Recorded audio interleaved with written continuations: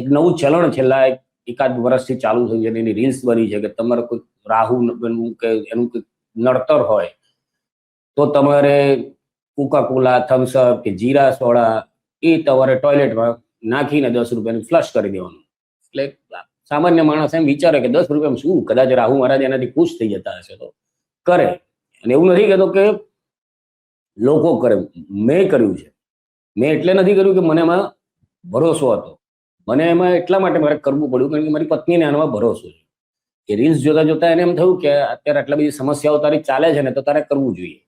એટલે હું વિચારું કે મારા મહિનાના 40 રૂપિયા, 4 કંઈક વાર હોય છે, મને એક્ઝેક્ટ વાર યાદ નથી, આ તો લઈને આવે એટલે આપણે ના વાર્તા પૂરી કરી. પણ જ્યારે આપણા આ શાસ્ત્રો લખાયા હશે એ વખતે આ બધાની શોધ થઈ નહોતી. નવીથી પેટા શોધ કોણ કરી રહ્યું છે?